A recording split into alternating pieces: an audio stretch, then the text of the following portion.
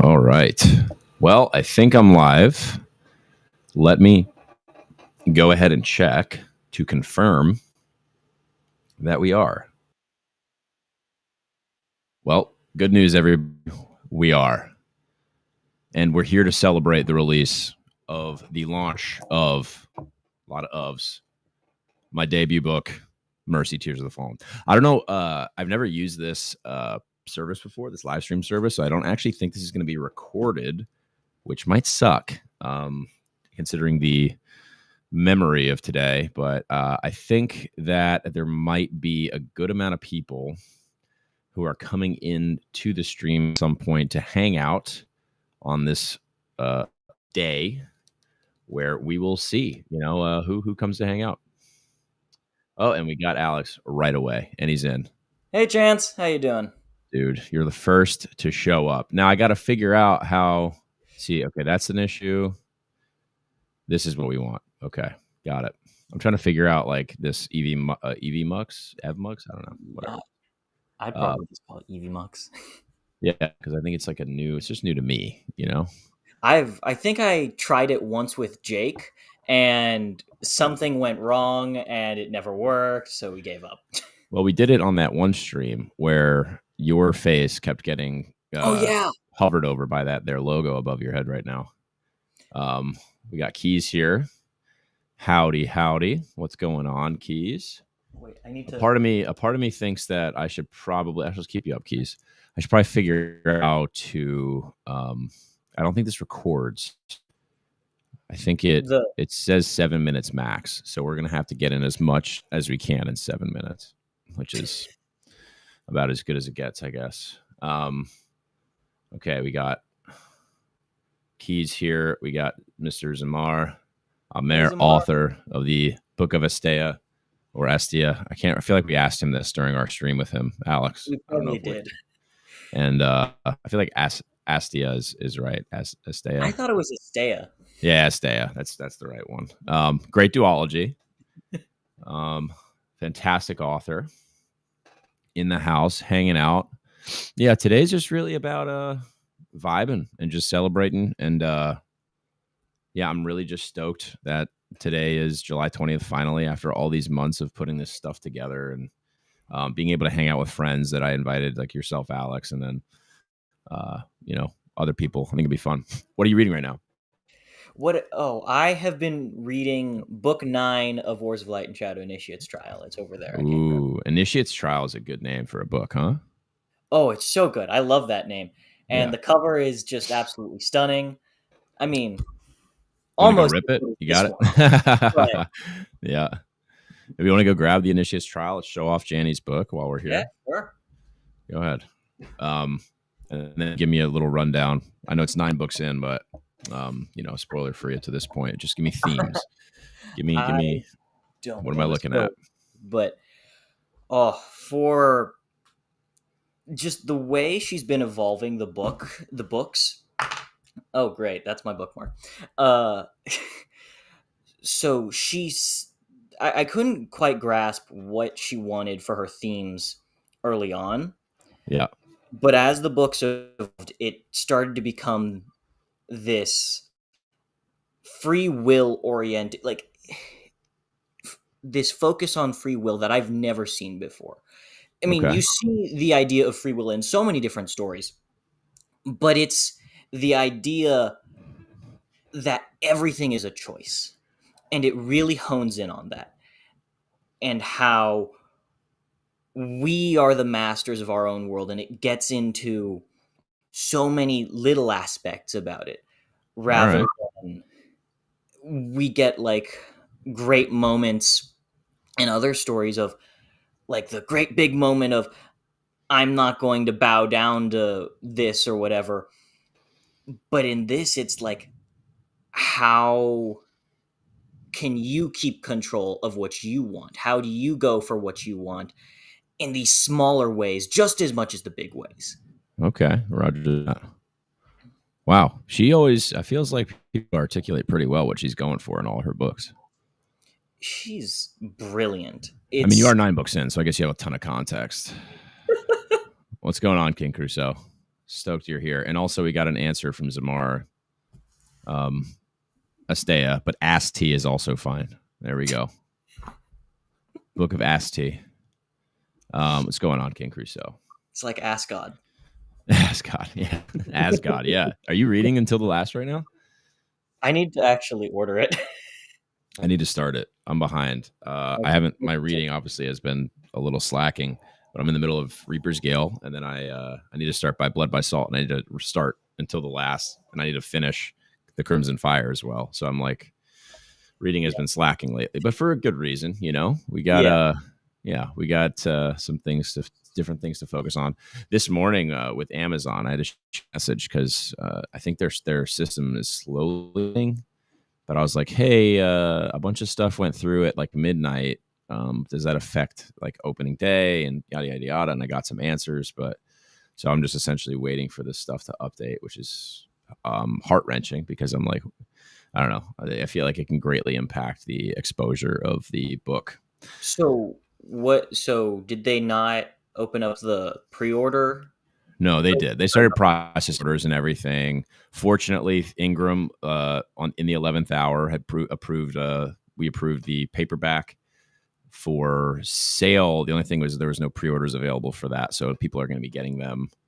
I think like a week. If they order them today, they'll get them in a week. And I have to order the paperback myself. Hopefully, it's like a good copy. But the proof looked fine. So and everything that we've done so far. With a bell has proven to be fine. So I ordered a handful of paperbacks, put some in some local like boxes, like shared library situations. We have like there's like 4 like within a half mile of me out here. And then there's a couple coffee shops I want to hand some books to. So I'm ordering some paperbacks, and I'm also going to probably order a handful of hardcovers and paperbacks for giveaways because I'm not done giving stuff away. I just like doing that. It's like a fun thing, and that way I can also force people to read my book. If I give it to you, you have to read. You don't have to buy it.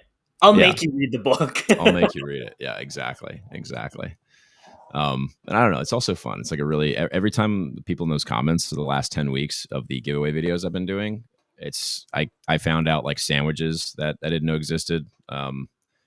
I don't know. It's just really cool to see people comment things that they like. Yeah, I was like, hey, comment your favorite sandwich, and people would post their favorite sandwiches, and there'd be some stuff in there that I could probably go back and look at the comments now. It's exceptional. There's some exceptional sandwiches that people found. If anyone needs sandwich advice, maybe sandwich advice is the wrong word, but if you need to know what good sandwiches are, go to the comments. I think of the week or whatever.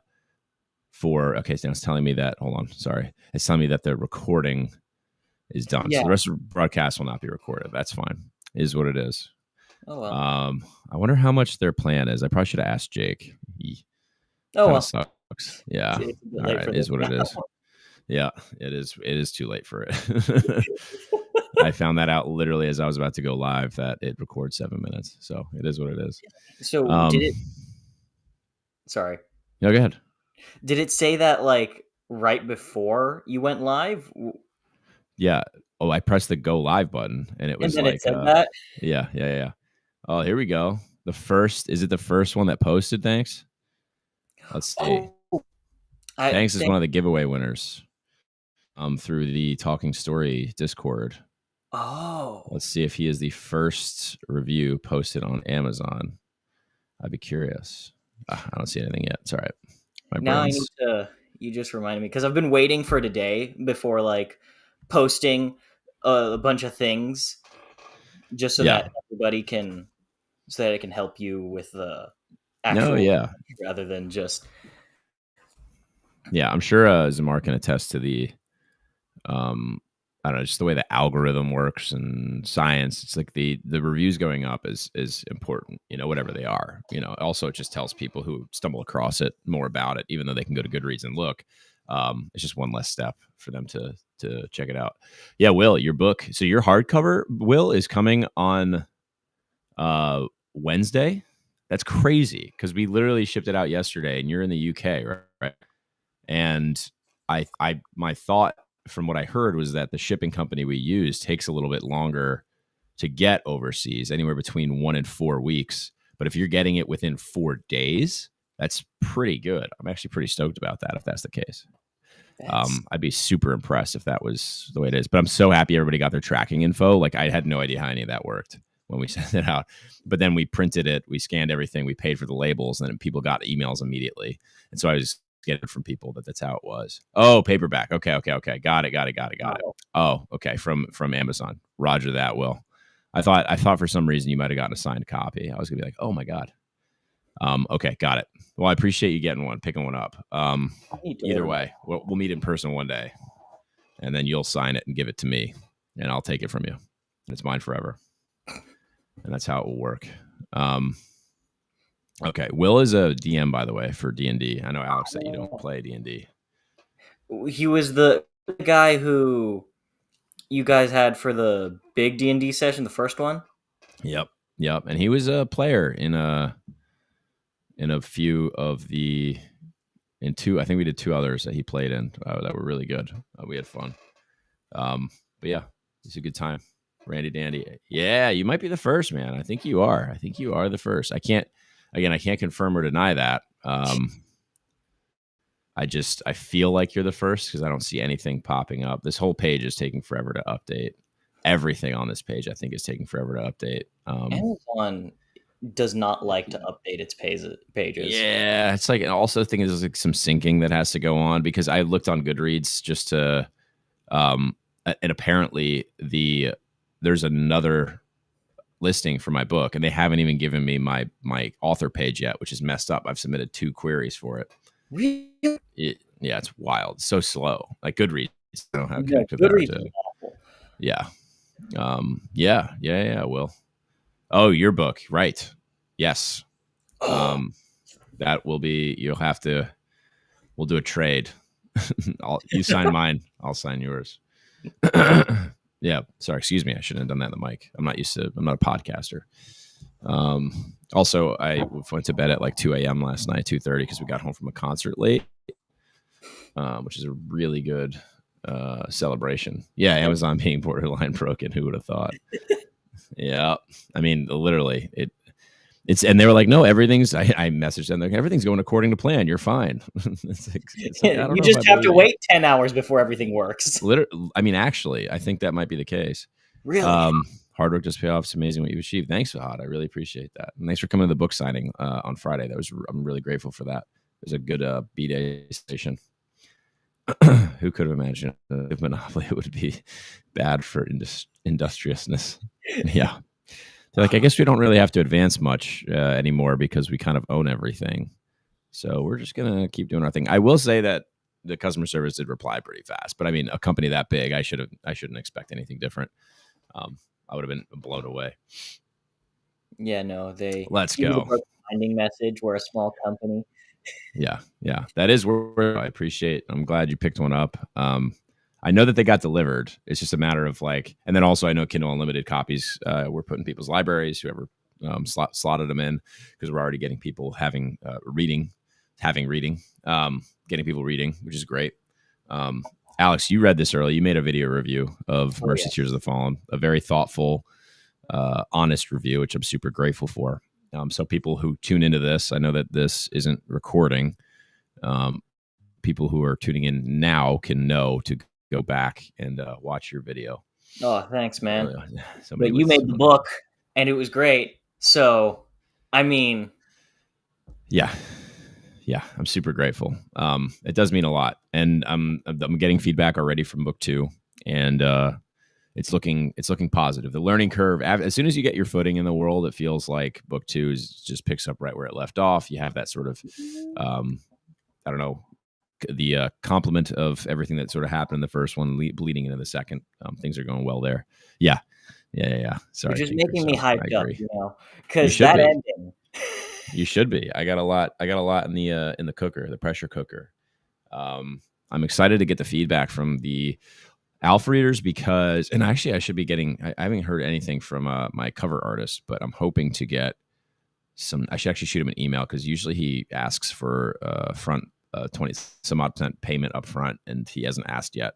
But I think because I'm going to do 4 covers with him, he's like a little bit more loose with it. Christopher, thank you so much for tuning in, bro. You should have the link in the boys if you wanted to come join us, if you're available. The chat on Book Street Boys Discord, you should have access to come and hang out if you wanted to, Christopher. It's in there. That's for you as well. Yeah, I'm trying to get as many. I'm gonna be on live a while, and I have a bagel coming with tuna, so I'm hoping to get more people in here to talk to each other so I can eat my breakfast. My breakfast is a tuna bagel at That's 1 the o'clock secret in the plan. afternoon. Yeah.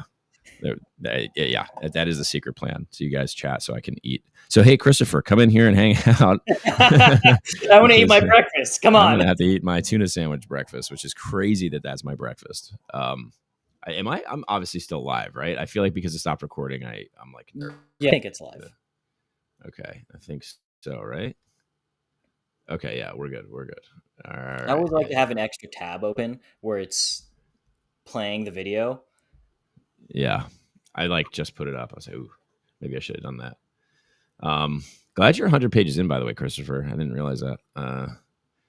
So Bo and Pump, a couple million. Yeah, they really should be bolstering Goodreads. I don't really understand what whole situation is there. I don't know the nuances of it, but I imagine it's like a funding thing. It's just like probably a small company working with Goodreads, and I don't know how big the market is, or I don't know how much value. I don't know. People don't pay to use Goodreads, right? Like I don't pay to use Goodreads. I don't think so. Okay, I didn't think so.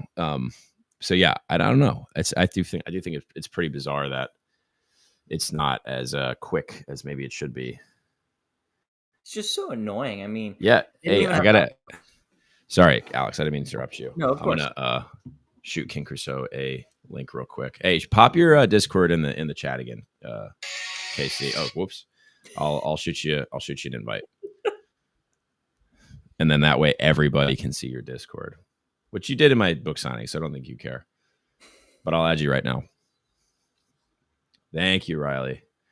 Thank you. It is a challenging read, but I'm happy that you're enjoying it.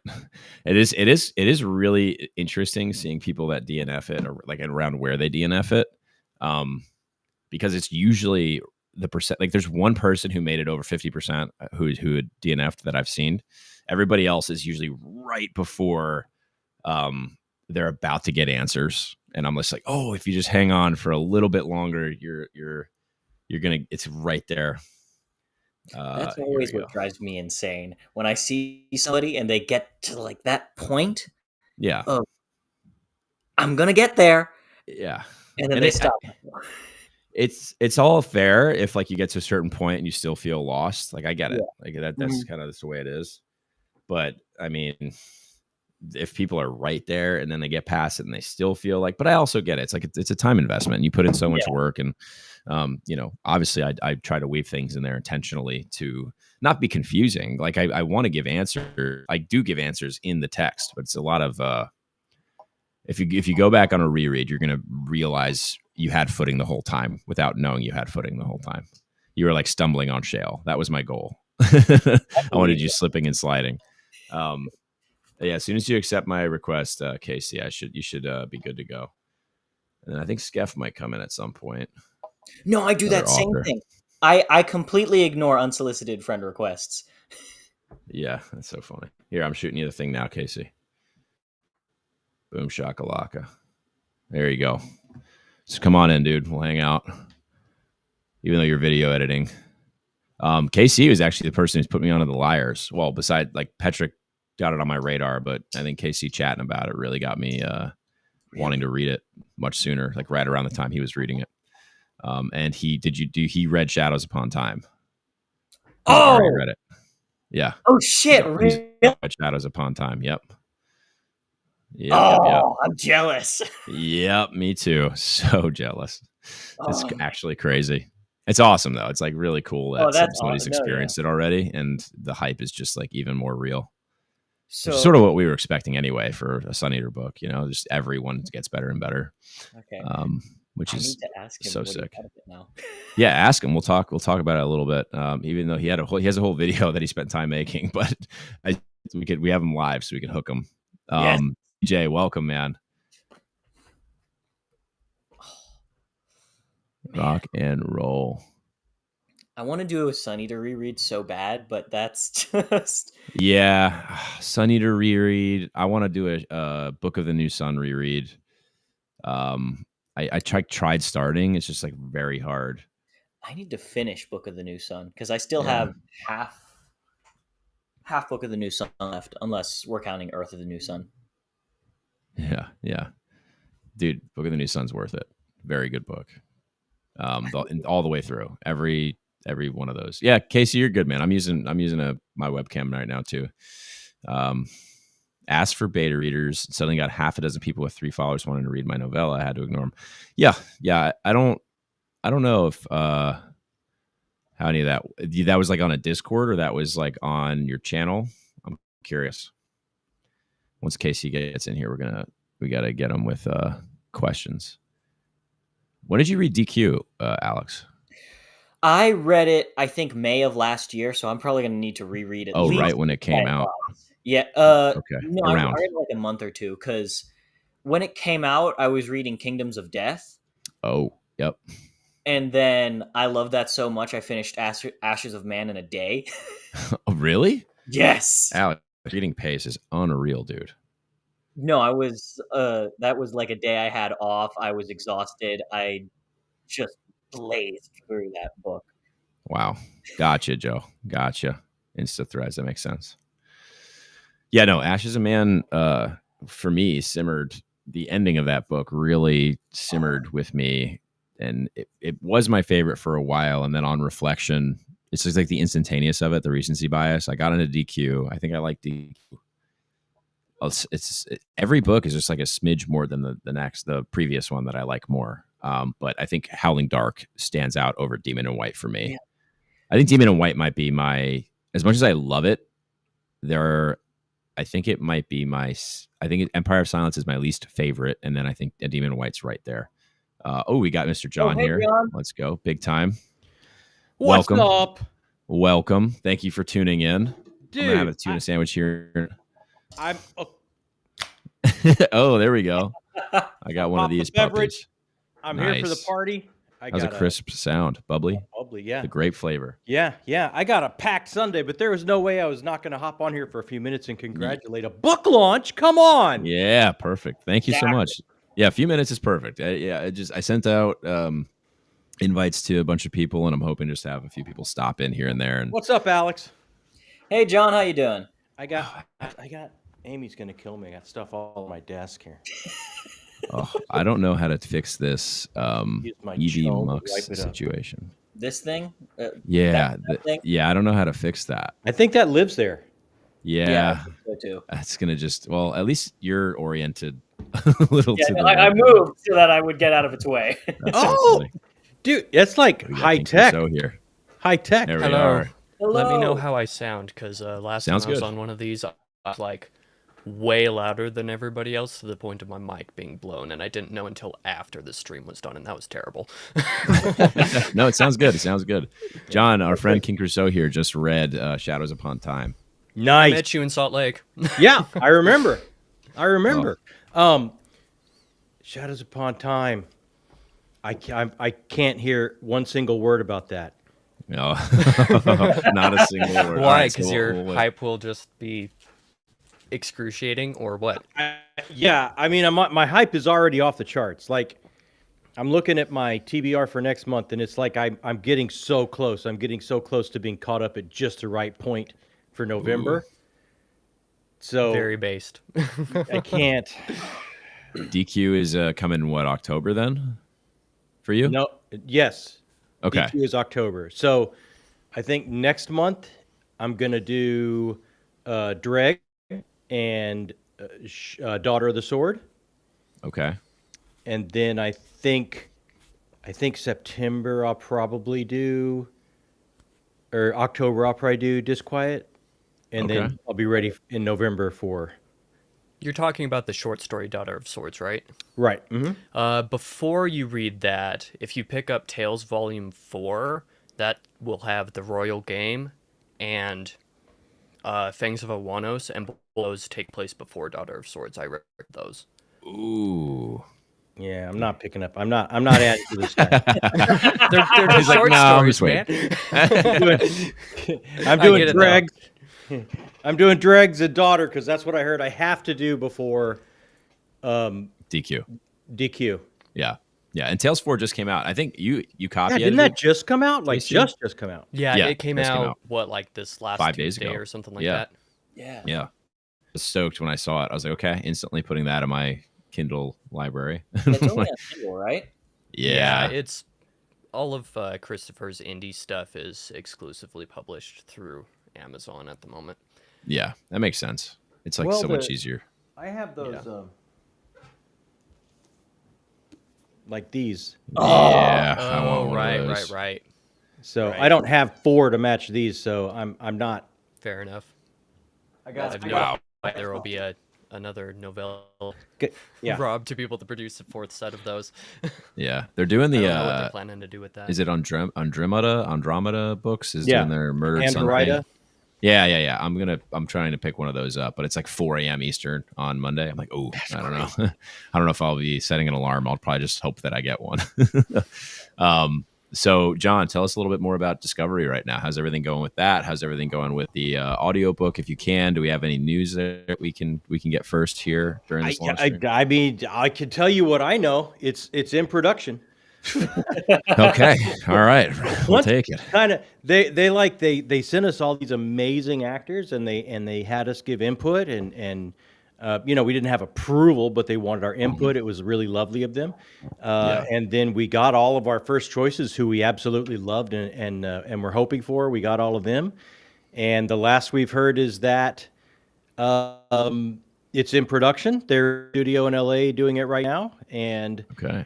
we have a window of when it should be released, but it's kind of not firm. So we can't really even announce what the window is. Yeah. So other than that, it's just, you can Gotcha. grab it through Amazon or Barnes and Noble or any bookstore you want to walk in and order it. And, they'll get That's it. so cool. Are you starting to see it pop up in bookstores yet? Or are people sending you pictures? No. Not yet. Yeah. Okay. Just curious. I don't know. I know some people have ordered it from bookstores, but Okay. I've never not seen it on a bookstore shelf in the wild or had a picture or anything like that. I don't know if I can handle that. I would totally. Yeah. What a feeling. I would lose my mind if that were to happen. Yeah. What a feeling. And then we got Brian Bell over here popping in to say congrats. Thank you so much, Brian. I appreciate it. All the place. Yeah. I shot him a link too, but I appreciate you coming in, stopping and say hi. So at all. how did the pre-sale go for you? Did you just like do crazy numbers? I saw you with piles of books. I mean, it went well. The hardcovers, the signed hardcover presale was about 130 that we ended up printing Amazing. and signing, and then through Amazon and Ingram Spark, we ended up just over 600 and close to 650 total pre-orders. Wow, and that's like for those the are book. ebooks. That's everything, right? That's everything. Yeah, that's ebooks. That's yeah, the whole amazing. deal. That's astounding. Yeah, I'm super grateful. I don't know, everybody's just kind of rallied really, and actually, people have enjoyed it, which is shocking. I mean, and I'm sure you had this experience too, where you just don't know what what people are going to like. But It's such a vacuum, right? Like it's such a vacuum. Like you sit here. I mean, I at least had 2 other people, going, we like this, Yeah. you have no idea. And then you throw it out there and dude, it doesn't get like I watched Paper Journeys talked about Discovery thing and Beverages and Besties like a little bit earlier this week. And it's like, it's still just like, it's mind blowing. It just doesn't ever stop, So Yeah. I can't wait for you to get further down the ride, man. You're gonna totally, either. you're gonna totally see what I mean is you're gonna love it. It's an amazing ride. Yeah, KC. So I'm sure you know about Discovery. Yeah, so I've far? seen a lot Okay. of buzz around it pretty recently, but of course I'm subscribed to Talking Stories, so I've been seeing a whole bunch of it. I just picked up the ebook a few days ago, if I'm not mistaken, but I have no idea when I'll get around to it. Dude, no one does. Honestly, it's insane. The everlasting TBR that Oh one my knows how to God, get I a totally handle on, get it. right? I totally get it. that is one that I can confidently say you can pick up and like not want to put down. Oh yes. So that might be a quicker read than you may think. Although it's like not lacking like complexity, but it is just like a very smooth ride, and A page turner keeps the me way on that the- like Steve is. Yeah, I mean, yeah, Just quick and easy. Yeah, a page turner. It's perfect. Well, yeah. dude, Chance, you were the topic of conversation when I had Tom Orange and Triple B come down here to the house, and we all went to Superman. Oh, I have to finish watching that video. And we went out afterwards, and it's like, dude, we talked about, because enough of us had read or were in the middle of it, and you were the big dinner conversation. Just letting you know. That is really cool that you guys met up. I cannot wait. I think actually, with the exception of Alex, because I think you'll be in school. I think Casey, you're going to North Carolina for the Shadows Upon Time release. Yeah. I'm gonna book a hotel down there and try and do. It's at the library still. Is that? I don't think he's announced where it is officially. I don't think the venue has officially been announced yet, but it's not going to be Quail Ridge Books proper. Right. It'll be closer to the center of Raleigh. You're gonna have way too many people. Yeah. Alex, you're going or no? Nothing to go over there. Yeah. I mean, it's a bit of it can be a trip. Okay, noted. So at least the venue hasn't been announced, but once it's announced, I imagine it's going to be in North Carolina. So I'll. Oh yeah, I'm sure it's going to be in Raleigh. It'll be in Raleigh, but the exact venue for sure has not been booked yet. This might be its own the start of its own the Sun Eater convention. This might launch a future There's a yearly sort of mini one get-together. when Disquiet Gods released, and there were people there for a live signing at that point. But that was at Quail Ridge. It was small enough for that. This time it's a little bit bigger. Okay. Yeah. We were there. So Alex, are you coming or no? I'm going to do my best because I need to be there for Shadows Upon Time. Oh, This is one of my favorite series of all time. I can't miss it. It's the last book. Yeah. Well, I think this isn't an official announcement, but I think we're going to try and have, since so many booktubers are coming, I think we're going to try and have like a little booktuber bash party. We're cool. trying to get a space so all the booktubers can hang out after the signing. Oh, awesome. Wow. That would be dope. That would be really cool. Yeah, I'm like, first of all, you guys are in like the Mecca of booktube down in North Carolina. So I don't know how that happened. Yeah, I don't know. Tom Orange, you, Austin and Rich, are they in? They're Virginia. They're Virginia, but I mean that's close. Very, very close. Triple B just moved here. Yeah, Triple B just moved there. Oh, it was so cool to see all you guys in a video together. That was like that's awesome. Yeah, so I just want everyone that comes for Shadows Upon Time to like let's have like a bash and just all be together in person. It would be amazing. That's awesome. That's so awesome. Cool, yeah. Alex, have you seen Superman? I haven't yet. I haven't, but because I've heard so much praise of it, I really, really, really want to go. Yeah, I think I was gonna try and see it either way. I just want to it's so fun. get my own thoughts. Yeah, I feel like it'd be a good time. I don't know. I haven't seen. I'm so behind on movies. I want to see F1. I want to see Superman. I haven't seen that A24 warfare film yet. I just watched Sinners. That was very good. I got to see that. How was that? It was very good. It was very good. I didn't know what to expect, but yeah, it was very good. Is it still in theaters? It just ended its theatrical yeah, I think it's run. out. Yeah. Yeah, I think it's on HBO Max if you have that. Oh, yeah, okay. Yeah.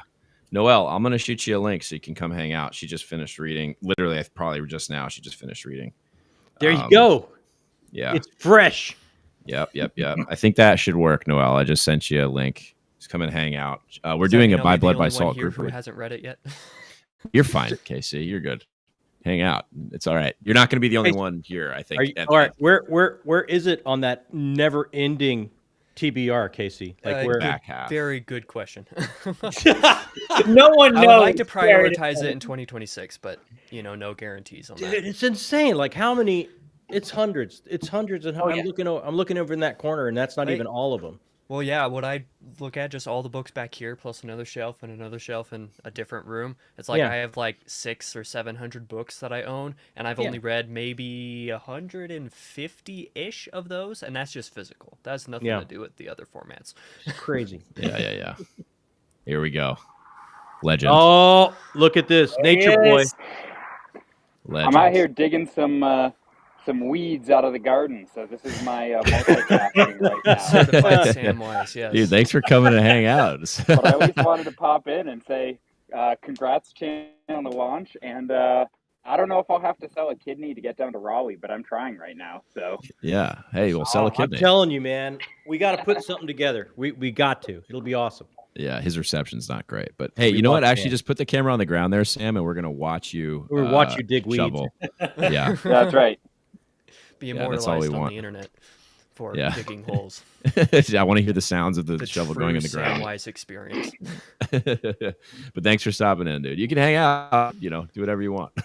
Yeah. Well, I won't hold up your stream with my crappy internet, but just want to say hi. Come in later. I'll be here for a while. I will right. at least. So yeah. Sounds good. All right, dude. Later. Oh no, did I just mute myself? No, we can hear you. I'm figuring out this whole mic thing. It's like really bizarre. Yeah, I am. Where's the lightsaber, dude? I know it's right over here, but I don't. The thing is, I would have to hold it here the whole time and talk, and it just would just be. Don't get too slick and pro for us. You lose all the lightsaber charm. No, lightsaber is going to be there every week on the recordings. All right. That's not going anywhere. This is just for like these And sorts it's like of. me with the stuffed animals. Yeah, People exactly. commented about it early on when they were just in the frame randomly, and I was like, okay, well, they're just going to be there forever now. That's so awesome. Yeah, I do. Yeah, your background, your setup is legit. Oh, here we go. There he is. Is he picking up a stone? He's picking up an Atlas stone right now. I wish. We're about to It's get a Mr. rep. Orange himself. Yeah, what's It going on, is. Tom? No, I'm actually currently at the beach on a family vacation. Nice. But, Oh. I wanted to come and say hello and join while I could. Everyone else is at the beach and I'm beached out, so it works out perfectly. Oh yeah. Avoiding Down- family to hang out with bozos. We get it. People who are It's a solid perpetually plan. inside reading. Yeah, exactly. Yeah. Okay. Heck yeah. Oh, this year's we got a good one from the Great. Well, we got a hate orange. And then We got to sure plan the we next got- outing, Tom. Absolutely. That was so much fun. It was such a great time to do that. To make, obviously we all are online talking and everything, but like getting to have that like in person, it was so cool. It was so awesome. Yeah. No, It was so yeah, cool. I was blown away seeing that. That was not on my bingo card for the year to see that experience. Oh, yeah. But I have to, No, it was awesome and again, that like I don't think any of us really said anything. I think maybe we like hinted at some stuff. I know you didn't say exactly who it was in your video. It was kind of nice to just like be like surprise. Yeah, we were all together. It was Super cool. cool. It was so cool. Yeah. Very cool. And then we got All right. So today, actually, I should mention this. Even though this isn't recorded, I know this is live. If people are rewatching this, today is the 12-year anniversary.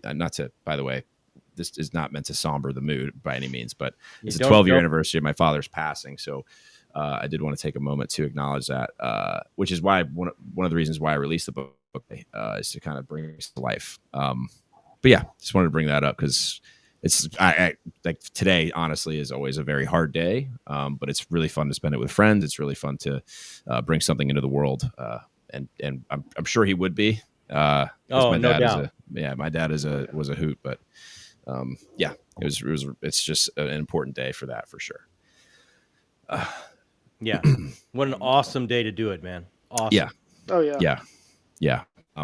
And again, I'm grateful you guys gave it a chance, picked it up. And besides you, Casey, obviously you don't care about me. It's just forever. This is Italian guilt you're getting right now. Now you're going to, that's so funny. No, All right. I can't stand it, KC. How good was it? I have not stopped thinking about it since you look at said that you cover read in the Very background there. good. Oh. Is it the best of the series? I would argue it is Christopher's best book. That's whether my favorite or not, a little bit more debatable because the objective versus subjective, the debate that will never end. But I would say it is the best, and it does a lot, if not all, of the things that Sun Eater does well at their best. Hence why it is the best. All right. God So, dang. If you like Sun Eater, you're not going to dislike it. Unless Okay. you disliked Disquiet Gods, in which case it might be a I little bit haven't more got there yet, questionable, but I'm digging the series big time. Yeah. I saw your video go up for Shadows Upon Time, and I was like, I am blown away. Like, I need to read this I book. had to be the first one, man. Yeah, well, good. I wasn't Hey, the first one to finish the book, obviously, but I was like, I'm going to have the monopoly on Shadows Upon Time for a few months. Let's do it. yeah, that's so, awesome. and also the printing in the background there is beautiful. That Yeah, cover, Kieran's artwork is just glorious. Yeah. And then I have Valka over here, who was back there before I got Hadrian. One of they still have a setup with enough wall in the back where I can have Volk on one side and Hadrian on the other. It'll be great, but that is not anytime soon. Those are so cool. On time, your favorite? The cover. It is tied with the Ashes of Man cover for my favorite. Really? Oh, really? I do like the Ashes of Man cover a lot. That's my favorite. Yeah. Ashes of Man cover is great. That's why Volca was my background for so long. But I mean, I had to, like, even if just for a while, I have to. Yeah. Right? Is there a place I can buy that? This is important. Yes, Kieran Yanner has a website. I think it's just kieranyanner.com. Got it. You can buy art prints of basically all the Sun Eater covers that he's done straight from him. So there's the missus. Sorry, John. Your face is covered while your wife comes out to congratulate me. And then also, it's way more important that the real brain, the genius, get screen time here. That's so funny. And as Noel joins, I would be remiss not to mention Belmont, who did the dust jacket design, the typography, the spine design using the elements that he was given, the formatting, all of it. He has essentially been holding my hand during this publishing process. I shot him a link. He might join us in this conversation. I don't know how many spots we can have, but yeah, I'm just super grateful. What'd you do? Spill something on my book? That's all right. You light it. You know what? Just throw it in a pool. You need to buy the hardcover anyway, Alex. God damn it, you're right. there is somebody on Instagram. I think his name is Veldon Reads, and people send him books to and he buys. I think he buys like a bunch too. But it's like violence against books, and it's actually pretty crazy to see. He'll freeze them and then like break the ice. He'll like put them in water, like read them in a pool. It's like actually it might make people really uncomfortable. I might have to force myself to watch that just to be uncomfortable. One of my favorite instances of book fiction is the one Bleed Brian Lee Durfee has a video about how people treat books, and he literally just takes one of his copies of his own book and stuff like spaghetti in it as a bookmark. It's the funniest thing. That's great. That's so awesome. Funny. Noelle, hello, welcome. Thanks for tuning in. Thank you for inviting me. I was reading the acknowledgments. There's still tears on my shirt. So I'm a major empath. So like when I read about people's passion for something and all of the different pieces of their life that like brought them together, I don't know, it's just so special. Yeah, well, I'm grateful that you read it, and we'll get back to that in a second. As soon as we, I just saw that. Tom looks like we're looking at. So obviously this is not my normal place. This is your video setup from now on. Yeah, I have to drive to the Outer Banks 2.5 hours to come stand in this awkward guest bedroom I'm in right now. Yeah, in this Airbnb that my family got. It looks so Florida. It really does. It looks Outer Banks. Beachy, yeah. I love the color of the walls, to be honest. It's more greenish than mine, but like I just love the kind of blue walls. Yeah, it kind of feels like when I'm laying in the bed, it kind of feels like I'm underwater drowning a little bit. But other than that, it's great. What do you mean you don't like that feeling? Yeah, I'm kidding. All right, yeah, so no, Noelle, I'm just awkwardly standing in the corner of it because there's no chair in here. So. Well, you look good, man. So, how was it seeing yourself on screen? You see that picture I put? I used to get that a lot more before the mustache. Actually, I would get, and the weirdest one I would get sometimes. I don't know if it's because I lived in Charlotte, but I would get Luke Kuechly sometimes. Oh yeah. Oh, actually, I could really see Luke Kuechly. Yeah, I remember my truck died one time. I walk into this auto parts store in like a random part of Charlotte I had never been, and there's this guy just like leaning over the counter, staring at me like uncomfortably hard. Like I mean, just like I thought like maybe I wasn't supposed to be in this store. Like I was gonna get into a fight. Like I uncomfortably and he's just like I'm not even talking to him, but he's just like staring at us while I'm like buying a new battery and stuff. And as I'm getting to walk out, he goes, "Man, has anyone ever told you look just Luke Kuechly?" And I was like, "No," but you didn't have to stare at me that hard. Like, I mean, it was because I was with a friend, and he was like we almost left before we even got to the counter because like this guy is just like all eyes on me. It was very uncomfortable. Oh wow. Yeah, but yeah, Luke Kuechly's one I see. Let me really quickly, Josh, I'm already overbooked. We had a great conversation about Mercy over on his channel. Josh, I might shoot you a link a little later once some time and space opens to come and chat, because I like chatting with you. And then today is a really good day for the book release. Really stoked about it. It's also really crazy to see people just getting it in, like getting the book like delivered. It's weird. Yeah. It's a bizarre feeling. And Noelle, you finishing it today is kind of surreal, like literally just before this, huh? Yeah, no, like you sent me the message like, oh hey, like come on. And I just joined the stream when I had finished the book, because I know I was supposed to finish it like 5 days ago, but You're as fine. you know, that I talked to you about, life kind of got in the way of that. But I agree. I've never read an early release copy. I've never finished it. Finishing it on the day it comes out is pretty crazy. Yeah. Well, yeah, I'm honored that you did. Overall thoughts, you could be completely transparent. Tell me how awful it is. Do what you got to do. No, take a bite of my sandwich. No. It is definitely not awful. Your book is like one of the, like, I brought the book and I brought my Kindle because I went in between reading them both. I don't know that I've like ever highlighted a book more. And like part of it was just because like there were parts where there's just so much going on and there are so many puzzle pieces. But to watch things like come together in the end in the way that they came together was so satisfying. Like it was such a satisfying ending. And then also the I don't know how to pronounce like anything, but the archivist in the beginning. And it makes the story feel so real, and I really love that. Like probably the only thing that was a negative for me was some of it's that sentence structure that I told you about, where it's he did this, comma, for this. And that's just a personal like thing for me because of J.K. Rowling like introduced that sentence structure to me, and she used it multiple times on the same page, and I was like, no.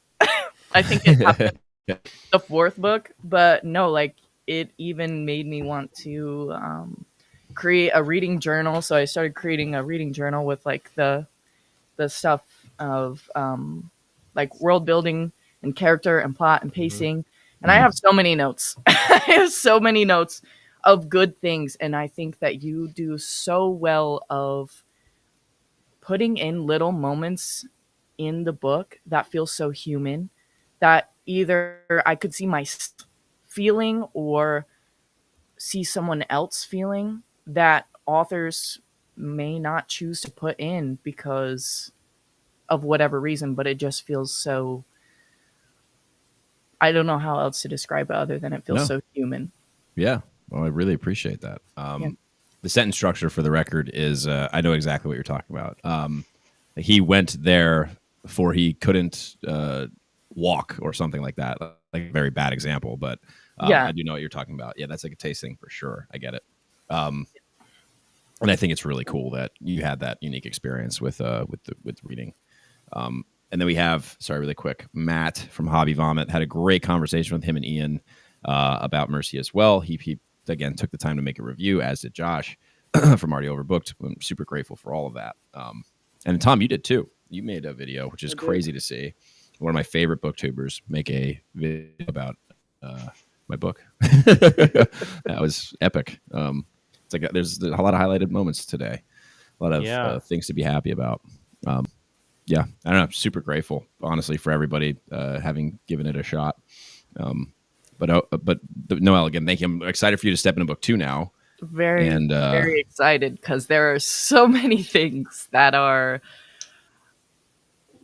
I don't know, like the last 100 pages, you're just like, yeah, I'm ready for book 2. Like I'm ready to see it all happen. Yeah, I'm so grateful she signed up for as an alpha reader, by the way, for the record. Nice. So she has book 2 in her computer.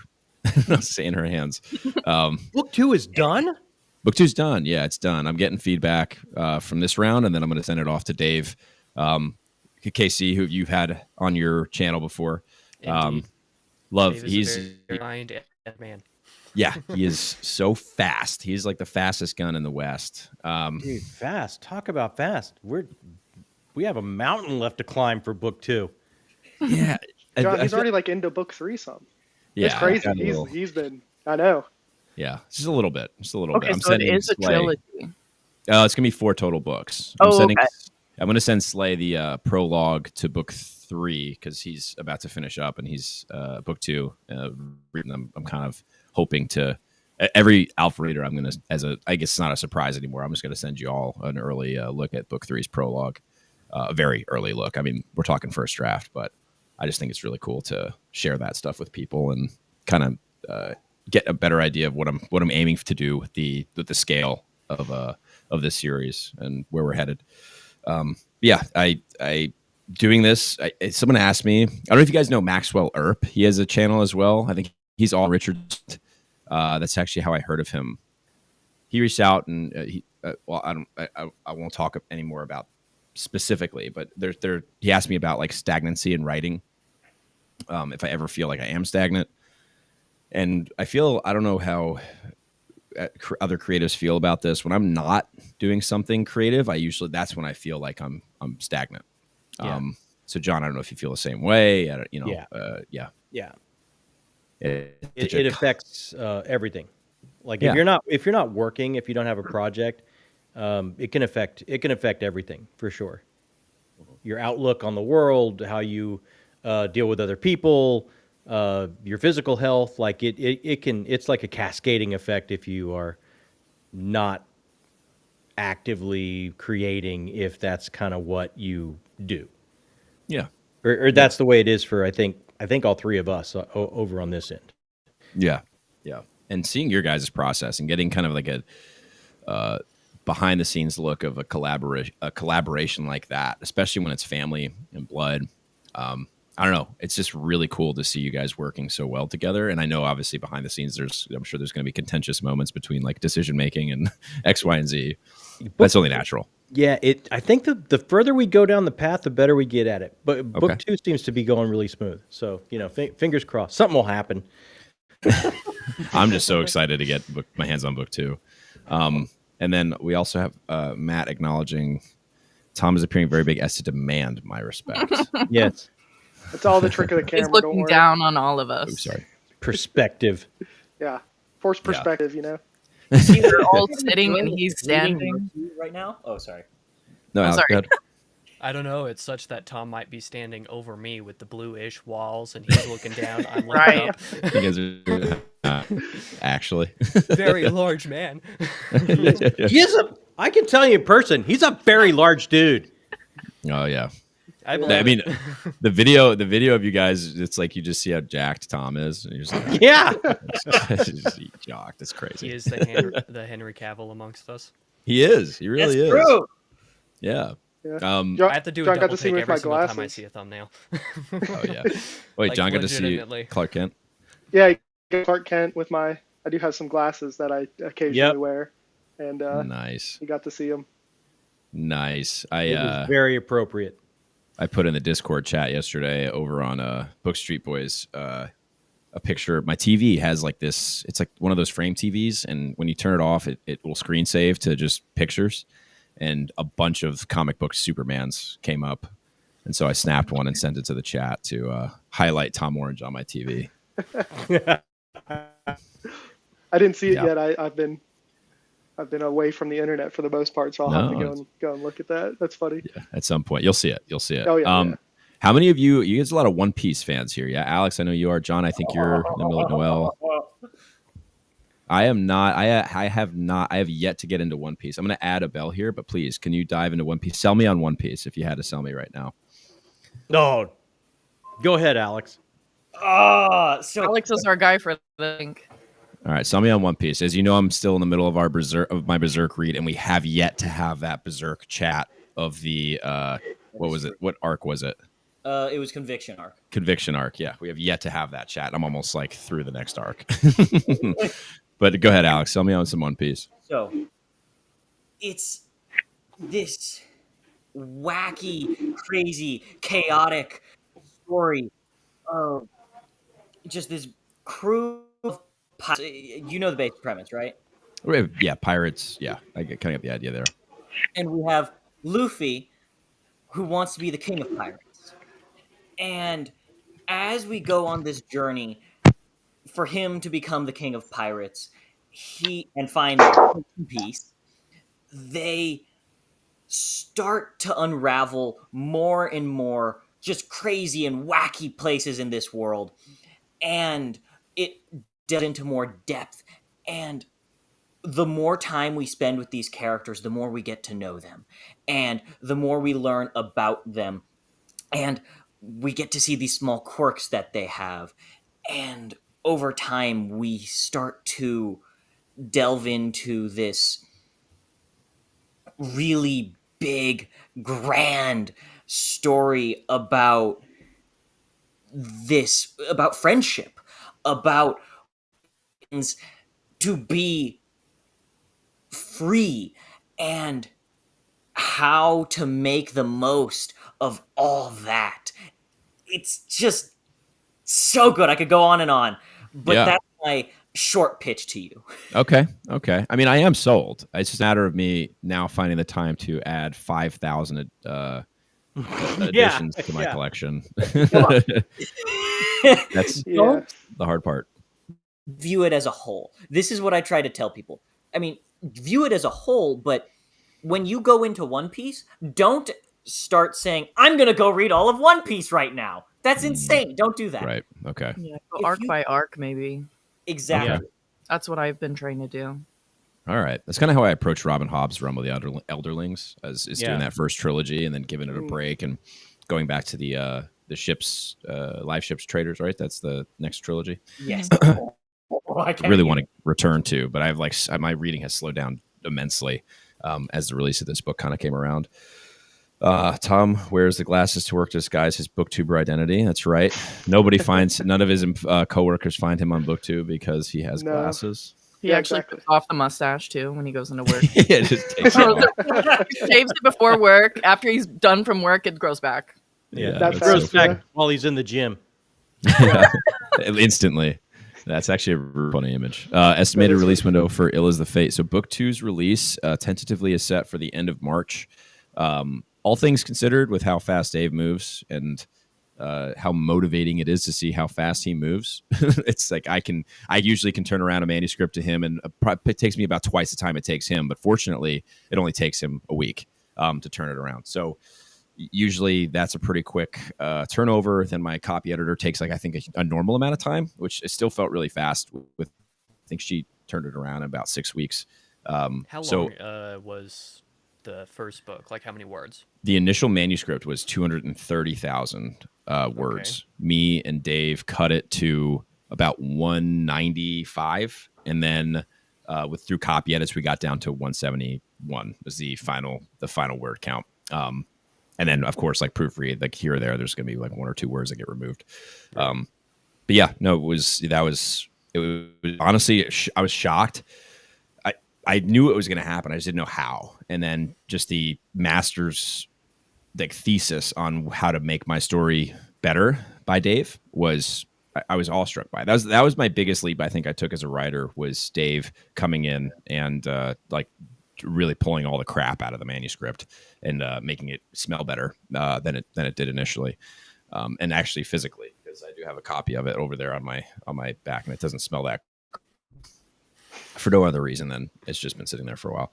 But yeah, 230,000 words of the original. I'm hoping that I got better and I consider myself relatively coachable, so I feel like, and I'm hoping that the word count I ended with Book 2 right now is, I think it's in its current state, it's about 192 or something like that.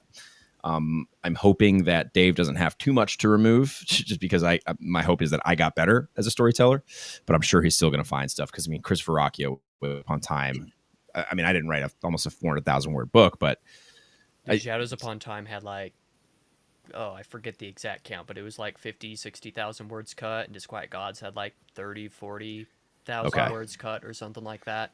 Yeah. That's crazy. Yeah. That's a lot. Yeah. And that's why those last two books, to go on a tangent, I guess, is Christopher's most efficient prose for obvious reasons. Yeah. Shadows Upon Time is long, but like bloated because all of the bloat has been cut. So epic.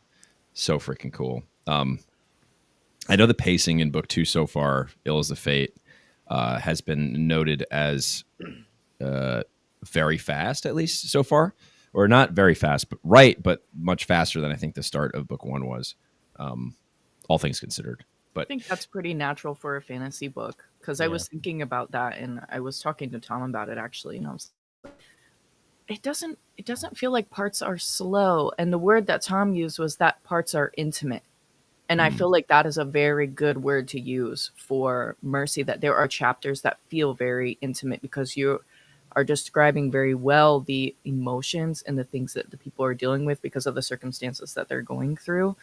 And so in the grand scheme of things may not be happening that we're seeing, but we're getting the intimate moments of what is happening as these things are happening. And that makes the impact of everything a lot stronger.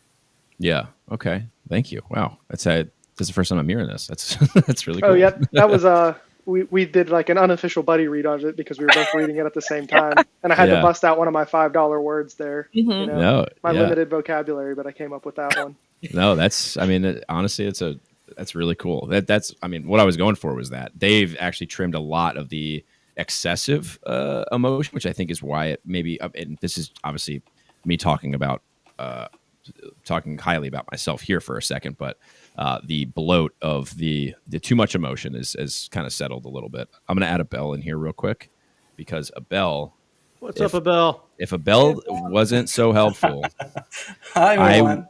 Abel is literally the reason why this book released, and that's it. I did nothing. It's all Abel, actually. True. Maybe it would look better if you choose if you compared what I did with other options, but it would have come out. I'm pretty sure about that. Yeah. It looks nice. It's pretty, but that's all I did. No, the typography. I'm pretty sure it's a very good story. I tried really hard not to spoil myself while processing the text. It was really, really, really hard. I'm saving it for when the whole thing is settled down. Yeah. And congratulations. I'm really, really proud of you. I'm really happy about what you've done, about the reception. In some way, having a contribution on a book that is having this impact on people, it makes me so proud and makes me feel really satisfied. It makes the future looks bright for indie publications. You've been doing it so good, the preparation, the release. It's not just because the book looks good. It's because the whole process has been done in such a professional way. I think it could be an example for many people to how to handle the whole process of pre-release and then the release and the reviews and arcs and all the rest. So, good job. Yeah, well, thank you. Very good job. I again, you holding the whole way. I know that I'm sure there were some moments where you got a message from me on Discord and you're like, oh, geez, here we go. I have to say, for an author, you have remarkably poor communication skills. Yeah. I have to admit, it has been challenging to properly understand. So there is a language barrier, of course. Yeah. And there is another barrier, which is written direct messages. And I have to say, in a couple of occasions, I copy pasted the message on ChatGPT and asked it, "Can you please break down this message?" It looks like this person is running around with his head cut off. And in a few moments, ChatGPT was, "I cannot do that." That's actually so funny. Guy. That is so funny. We should release the messages. People need to see this. Those two times, Gemini actually helped me understand what was going on. So Okay. AI Okay. can be good Yeah, sometime yeah. for a few Well, yeah, things. especially for that situation. I might keep like Yeah. Phil. This I went to college with Phil. Phil's a very good friend. I was at his wedding a few months back, or maybe 2 months back now. And he's just a super supportive person.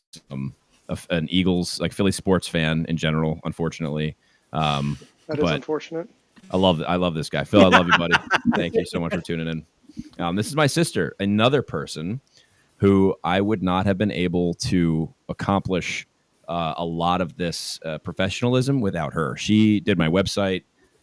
She all the boxes that everyone's receiving with their hardcovers. Her actually, my girlfriend Chelsea put together, and my mom and my sister organized everything. We had all the shipping labels squared away. I essentially was just so fortunate that she was here to help. And it was a last minute thing because I got those hardcovers Thursday night. I found out that day they shipped from Ingram Spark. They're like, oh, they're getting here tonight because I guess they printed in Pennsylvania and I'm in New York. So it was a pretty quick turnaround. But I had no idea how fast it was going to be. And last minute, she and my mom came through and we, worked essentially during Friday, which was a great time. I actually highly recommend, by the way, doing that in general. Like John, I think I took it from you because you guys were doing the signing and you guys streamed. And I like anybody in the future. I took it from John, and it was so fun. It was just like a really fun experience to do that. I think I took it from Tori. Oh, there you go. Okay, Everybody's stealing it from someone. Yeah. That's the Yeah. amazing thing about the indie scene is like everybody is Exactly. so giving and sharing, and it's just like you were talking with Abel. Like we can't do it without everybody else. We all learn together and move together, and it's like no artistic movement I've ever seen. It's so open and so amazing. It's stunning to me. Yeah, it's like sort of it's kind of crazy just how supportive everybody and it's like I don't know what to expect, but it's just really I don't know. It's absolutely amazing that that's just the way that this community is and has been. I don't know. Shocks Yeah. me still. I think Absolutely. that in a way it depends from the fact that, for example, for me, many years ago, there was a couple of very generous and very passionate and very empathic authors that did the same with me.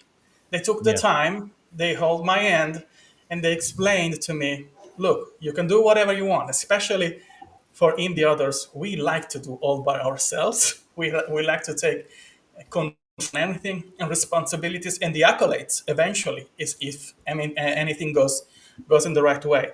But there were a couple of really experienced people that told me, look, you can do it whichever way you prefer.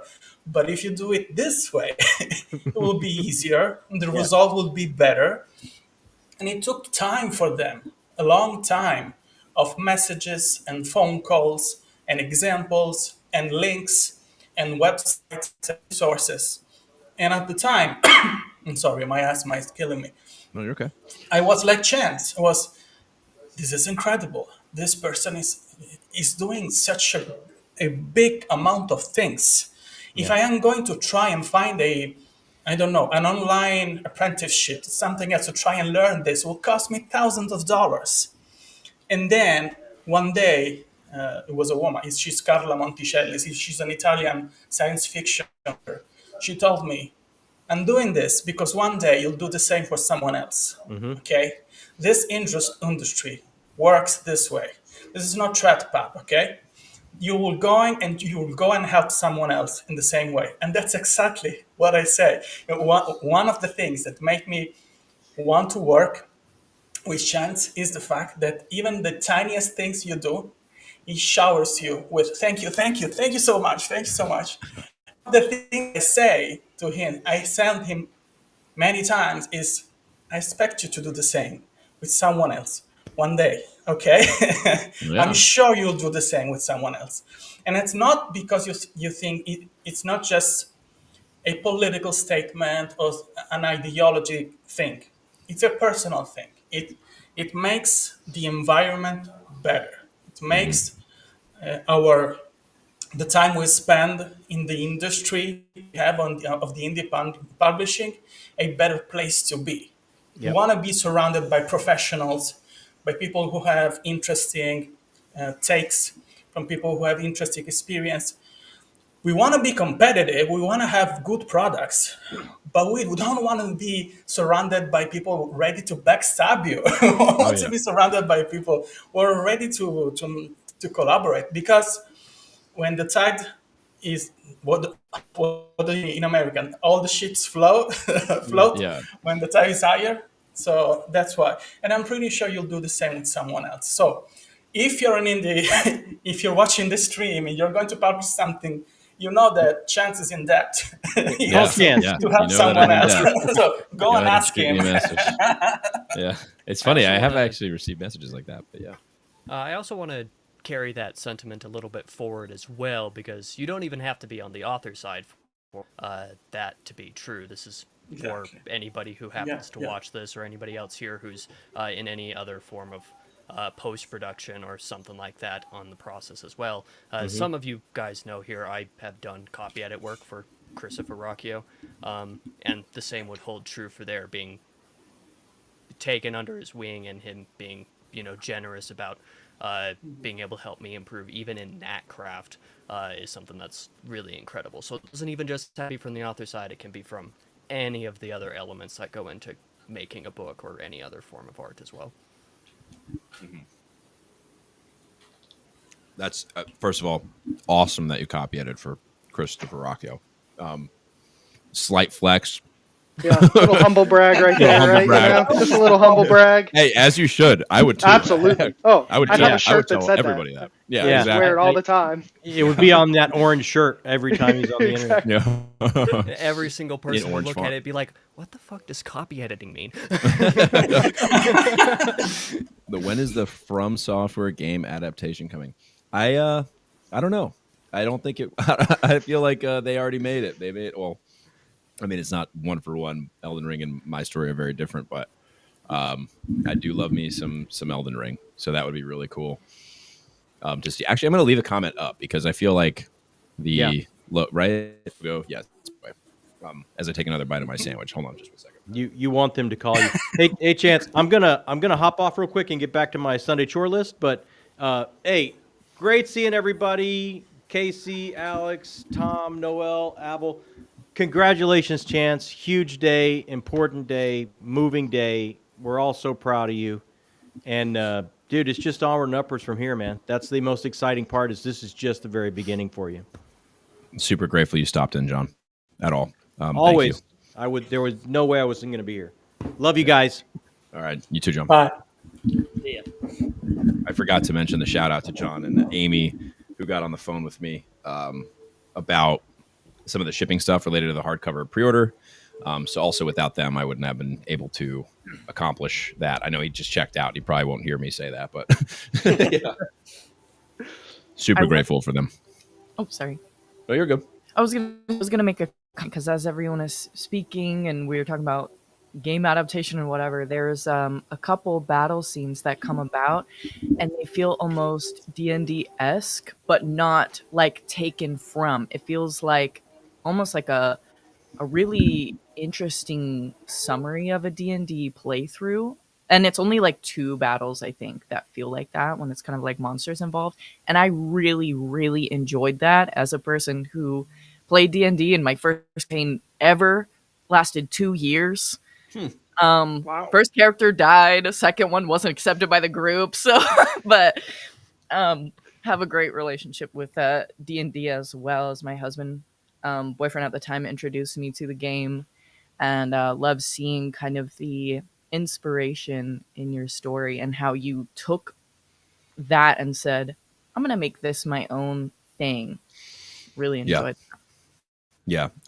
People who don't know, actually, Mercy did start as a sort of a TTRPG world I crafted as a DM for 2 groups of 8 at a table. And it needed more exploration. I needed to see more of the world. So I started writing a book about it. And D&D definitely played a role. I started making my own whole new system of tabletop RPG games. So there is a future, there's a goal of mine in the future to actually create an adaptation for tabletop RPGs, because I love that storytelling medium. It's like one of my favorite parts about, I think, tabletop RPGs is the collaborative storytelling that it provokes. And I wanted to sort of create and and people like to, not everyone that sits down at a D&D table is going to be a professional improver like the Critical Role folks, but I don't know. I think it's really cool to have that sort of collaborative storytelling, and it just creates a space to open up your mind to some creative stuff for people who aren't consider themselves, necessarily creative. I could see that. I could see that coming from your story for sure. Yeah. There's a lot of just like going with the flow in it. Massive congratulations on the launch chance at work now. Dipping it out. Yeah, grateful you're stopping by, Bruins Books. Is this better? Yeah. Okay. Now taking the comments out is better. Okay. It's like it's when you have one more 7 or more people. Yeah, 7 or more. Comment up. 6 or less. Comment down. All right. Makes sense. So how many hours do you have in Elden Ring? I know it was like a big. Oh my god. Hey, great question. I wanna load up my Steam right now. Should I check? Yeah, you should. I'm not a Souls game person. I don't know if I've told you guys this, but in college I think it was Dark Souls 2 or it was 2 or 3 was on sale. Me and a bunch of my college buddies bought it, and they were talking about how many times they died to the first boss that like you like as soon as the game basically. And I loaded it up for the first time. I beat that boss first try, and then never picked up another Souls game. What? I was like, this isn't for me. This 100% success rate. Like, just keep it that way. Exactly, right? I was like, there's no way this There's your humble flex. Yeah. Beat the first boss first try, and then I quit. Stunned and then on I was like, host. just not for me. That's so funny. I'm a very lazy video game player at this point. I want to like lay back and relax and not have to like use my brain. What's going on, Shane? And happy birthday. Is it, Shane, remind me when your birthday is. Is it today? Or it was on the 17th? I can't remember. I think maybe we share a birthday. I got to check. Shane is over on Twitter, Instagram, super. I know actually I see him all over BookTube too. It's fantastic. I'm trying to get your arc to you before your birthday. I don't think it's getting there. Your hardcover might get there first. Let me check I'm checking my out. Well, it's updating Steam. Obviously, I don't go on Steam a lot, so let's see. Let's see where we're at. My time on Elden Ring. 28th. Okay, I knew there was an 8 in it. I don't know. That's why it felt so familiar. Shane's birthday is the 28th. Got it. A lot of July babies in the BookTube community, I guess. But yeah, my Steam. Does anybody else have hours on Elden Ring? Because I know Tom doesn't. I do. And what are we talking, Alex? How many hours are we talking? I need to hear yours first. Huh? I need to hear yours first. Oh, no, yours is... That's a lot of hours. That's all that means. Yeah. Fine, I'll be the one to say my hours because it's not that many. Back when the game launched, I spent about 60 hours in it over just a couple of weekends before work stole me away for a month, and then I haven't returned because with Souls games, it's the problem, it's the curse that if I'm away for more than a couple weeks, I cannot return without just starting a new run. It's just, I don't know why. It's troublesome, so I haven't gone back to it, but 60 hours. That's a crippling issue. Every time I come back, I have to start over. Oh my gosh. I have to experience that death. I have 182 hours, 182.3, which actually doesn't sound that bad. Yeah, that's not that bad, really. We know Alex might have a zero behind yours. What are we thinking, Alex? He's close to 1,000 or something. I have about 260 hours. I was expecting around 200. Yeah, those I think. are all rookie numbers. My brother has like 1,100 hours. Y'all are what? Yeah, I was gonna say. I thought. Yeah, I know people. Y'all have never heard of spending real time in a game. Damn it. Yeah. Okay, fine. Minecraft. I have over 2,000 hours in that. Happy? Okay, there you go. There's your that's game. Been out for a long time too. Yeah, I've also been playing it. I have a way more embarrassing one. I play a gacha game that I have like 2,000 hours in. So. Wow. Yeah, don't name it. Yeah, I won't. No. I will say I have $0 on it though. So that's like, I at least haven't burned any money. Yeah, exactly. Wow. And wow. This makes me feel really good about myself because I haven't been touching in video games in, I think, 5 years. I hardly play video games. Because of books, Yeah. because I prefer to spend time in books. And anyway, I know that many of you have BookTube channels and I'm not a subscriber. Please type down the name of the channel because I want to follow Mine you. is literally the name on screen, so it's Gian Crusoe. Okay, I'm going to search it for. And Chance, I have to go cooking. It's almost dinner time here, and I have the responsibility to make this Sunday absolutely amazing because of my cooking skills. So I'm going to leave you here again. Congratulations! I'm really Thank you so proud much, of Abel. you. Seriously, Okay? thank you so I'll much. be so mad if I read this book and it is bad. No, now you have to and say it's bad. It's gonna be such a disappointment. That would be so funny. No, I don't think there is a chance, absolutely, pun intended, of this book to be bad. But I'll be back. I'll give you an extensive review about it, okay? As soon as I finish reading it. Yeah. Again, have fun. Congratulations. Love you. Have a great day. Hi, everyone. Have a nice day. Nice meeting you. Bye-bye. Bye-bye. Have a great day. Wow. I feel like I have to be the controlled opposition when I read Mercy. No matter what I feel like, I'm going to be the one just stunting on it. Just because I can. And it'll be an inside joke that nobody but like the, I don't know, 24 people watching, or not even that much, dozen and a half people here know about. Well, there's no recording. So this is just a live thing. So only people tuning into this live in this moment will know. Oh, nice. That's it. Yeah. And that's unfortunate. That's not on purpose. I had no idea it only records 7 minutes until I hit the go live button. There might be a YouTube specific setting to save VODs or not for live streams, regardless of where it comes from. So you might be right. It might be that you can find this VOD in your YouTube studio afterwards and set it if it's not set already. I don't know. Oh, maybe you're right. Okay. After we're done here, you could check. That might be a YouTube specific setting that could override it. Maybe the recording thing was like it's giving you a separate video that you could like edit or something. Okay, I'll have to check. I'll have to check afterwards. The live streaming's too complicated. It is crazy. Like with the program that I use for streaming it. Okay, my sister got me. It does stay automatically, and it just records me a separate VOD. Okay, so we're good. I did shoot out, by the way. I did shoot out invites to some other tubers. I'm not 100% sure, but I know that there's some people stopping by in a I don't know, maybe 45 or so, and then I shot out a couple more invites to people that have been in the chat just to come and hang out for a bit. Back to Elden Ring really quick. My hours gaming aren't super high. My hours watching lore videos. That's where you. Yeah. VOT video and then Smowtown. Yep. Okay. Yeah, those are the ones that I have some hours doing that. That's for sure. Okay.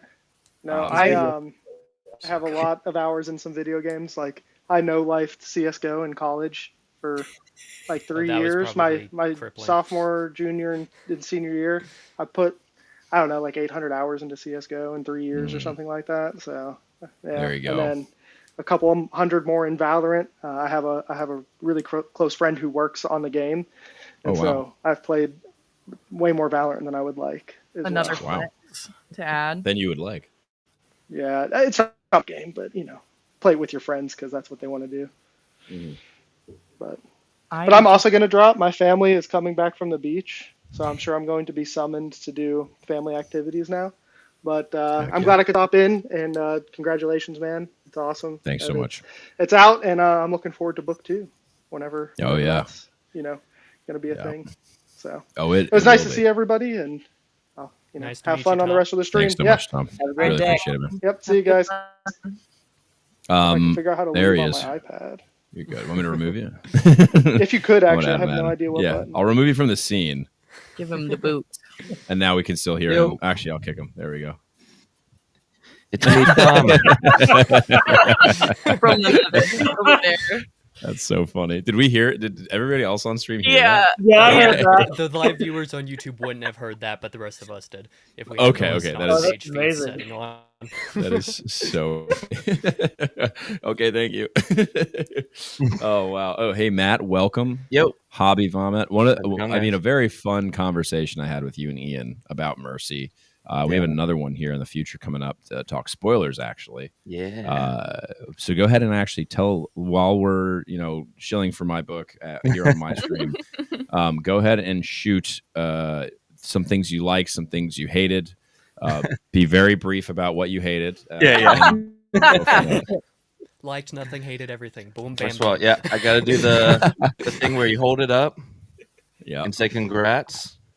Thank you so much. Exciting day. Yeah, I had a great time with the book. I'm new to the space and just stumbled upon your channel and saw you talking about it and just signed up blind first arc and just kind of dove in and man, it kind of hit at the perfect spot.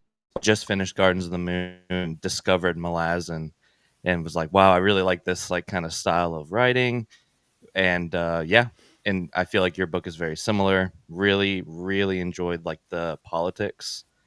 That's like my favorite part. I love the politics. And just yeah, not having my hand held was really great. And yeah, character work was great. I think if I had a complaint, I wish I had more time with the characters. But like, it's one of those like, yeah, what's your biggest weakness? Oh, I work too hard and like my character work is too good that I just need more of it. But really, I some of those like slow moments. I know you talked about with some of the editing, some of it kind of got taken out with. I think you had mentioned them just like kind of sitting around at the tavern, chatting, and I'm like, I get it. I get why maybe some of those things got cut, but like I'm a big like Stephen King fan, and there is a lot of meandering in his books. But to me, like if the character work is solid, I'm okay with meandering. Like just give me good character work, and I'm here for it. So yeah, I thought the character work was great, and I'm like 25% in to Ills the Fate now, and it's given me the same experience I had when I read the first Game of Thrones, the only Game of Thrones I've read, which was like every time a chapter with a POV would end, be like, oh man, I don't really want that POV to end. I'd look at the name at the top of the next one, be like, well, all right, I'm here for the next name, and that's how every chapter I'm like, okay, yeah, we're back with this person, sweet. I love to hear that. I also only read a Game of Thrones so far. And I did want to ask you, I'm sorry to butt in, Chance. This is your thing. Please. But Matt, how quickly did you read it? Game of Thrones? Mercy, probably a couple 2 weeks. Well, I was going to say maybe you feel that way because you read quickly. And I was like, just be like me and read super slow. And nothing feels rushed because I read so slow.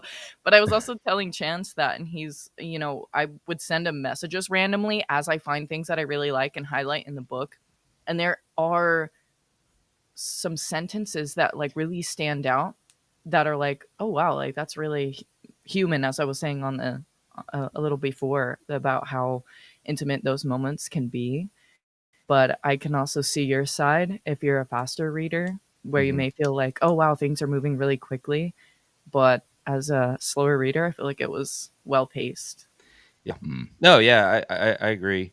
I actually went back and reread it before the first reader. Gosh. Yeah, and honestly, I'm normally I normally have like 6 books going at a time because I just can't concentrate. So that does make me like a slower. It normally takes 2 months to read a book, just because I'm just a mood reader. Sometimes like at night, late, I'm like, I don't want to read this book. I'll just pick up another one. But with Mercy, I felt I don't know if it's because it was like the first arc and I felt dedicated to getting through it. And then with the reread, my buddy that I share the channel with, he wanted to do the read. I kind of pitched it to him. He's like, I'm interested in reading. I'm like, well, I'll reread it with you, especially with 2 coming out. We are signing up for the second one, and there were definitely some parts of 1 where I felt I had like a blind spot on, as far as like there's a lot to grasp and to digest on a first read. And when I finished it, I was like, man, this is going to be a fun reread with all the knowledge that I have. And so, yeah, it was really, really fun to reread it and pick up on those little nuggets. Yeah. I totally agree. I sent a message to Chance earlier and said, I need a family tree. I'm confused. I thought this one person was married and they weren't even married to the person I thought they were. And I'm like, wow, I'm lost in the sauce right now.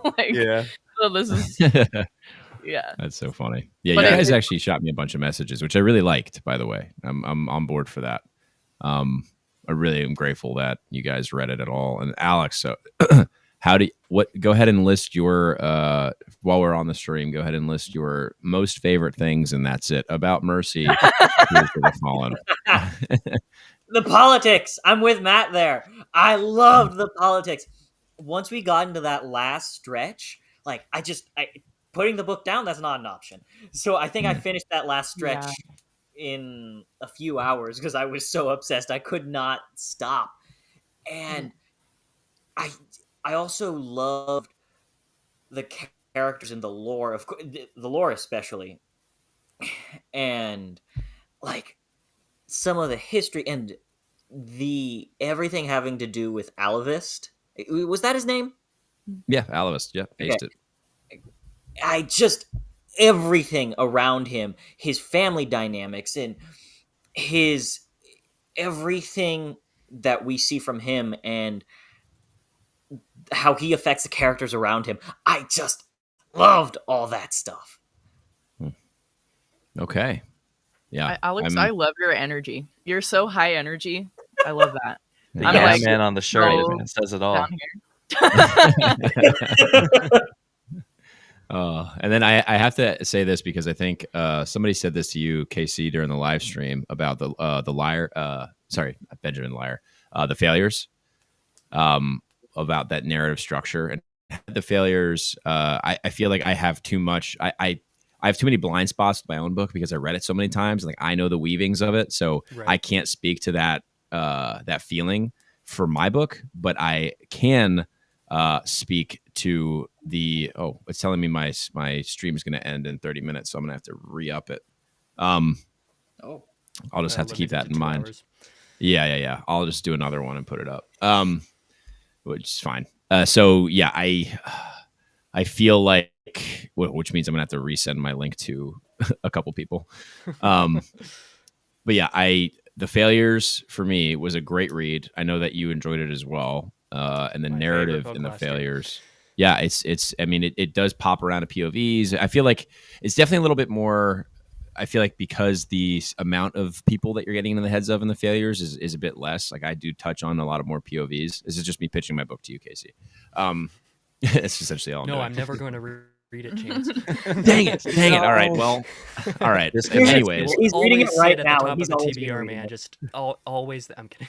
And there's a new book. Yeah, we're gonna just slide Mercy behind that one. Yes, exactly. Yeah. But yeah, no, the failures. I mean, I absolutely love that book, and the narrative structure of that one was not.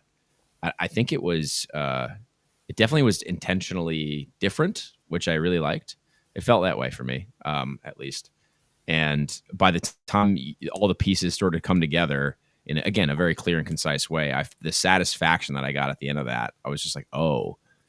Remembering things from the beginning of the book that come together later. And now, Matt, you went through a reread of Mercy. Mm-hmm. So how satisfying was it going back and rereading and picking up on the little things that I put in there? Oh yeah, super satisfying. Like page 1, like, oh, how it's right there. It's one of those where it's like it's right in front of me the whole time. And yeah, it was super satisfying. And honestly, my favorite part of the reread was how my favorite characters changed. So yeah, I was kind of curious, like who everybody's favorite character was on their first read. If it's okay for me to ask that. I had a thought in my head. Oh, favorite character? No, well, it's. I'll tell you guys mine. Hade's my favorite. He's my favorite son. Hade was my favorite on the first read.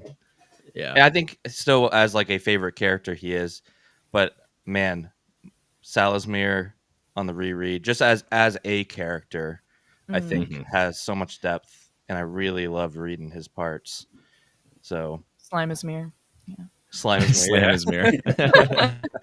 We got Brian stopping back in. Hello. I'm going to have to, by the way, as a warning, everybody, I'm going to have to end this stream in about 25 minutes, but I'm going to send out some links to a couple people and then you guys as well. So we He's can giving hop us back the on. boot. Yeah. Yes. No. You guys are getting a link to what's going on there. Unless you guys obviously want to get off. It'll be a perfect example. What's going on, Britain? But yeah, my favorite character, Matt, was Hade. I'll say that right now. Yeah, it's really fun. Yeah, I don't know. I just really enjoyed it. So Salazar on second read, your favorite.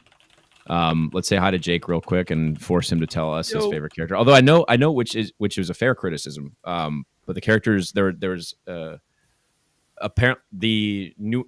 I'm using the word nuance. That probably isn't the right word. But the structure, the narrative structure for you, Jake, limited your experience with the characters in some ways. Just to bring up another conflicting opinion, which is not a bad thing by any means. So is there a favorite character for you, just out of curiosity, or did it all blend together a little bit just simply because of the way the narrative was structured? I'm actually curious. Yeah, no, I mean, I think my basic white girl answer is Alvis probably, but like, it's, my answer. Alvis is cool. I think some of that might be because we said their chance that that like I felt like he was the one that I was able to get attached to the most strongly,